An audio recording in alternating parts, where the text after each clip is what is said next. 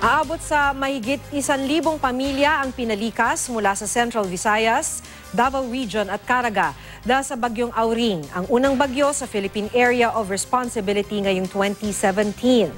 Ayon sa Coast Guard, umabot sa 9,000 pasahero ang na-stranded sa mga pantalan sa Visayas at Mindanao dahil sa bagyo.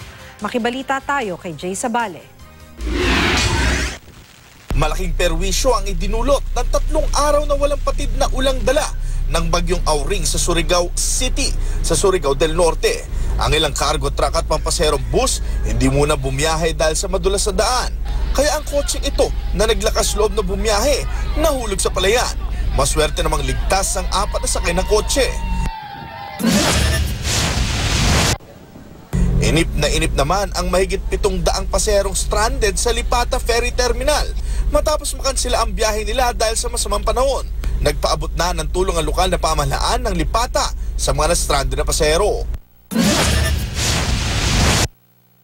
Mahigit 6 na raang pasero rin ang stranded sa pier ng Tagbilaran sa Bohol. Ang ilang pasahero, mas piniling magpa-refund na lang muna ng pamasahe. Maghihintay na lang daw muna sila sa mga hotel dahil hindi pa alam kung kailan matutuloy ang mga biyahe.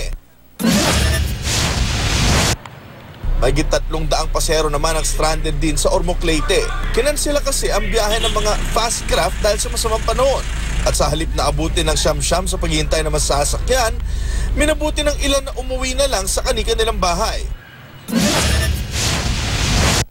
Matinding pagbaha naman ang dala ng walang patid na pag-ulan sa probinsya ng Agusan del Sur. Ang mga residente, gumamit na lang ng mga balsa para maisalba ang kanilang mga gamit at motorsiklo.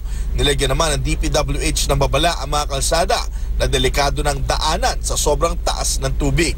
Jay Sabale, GMA News.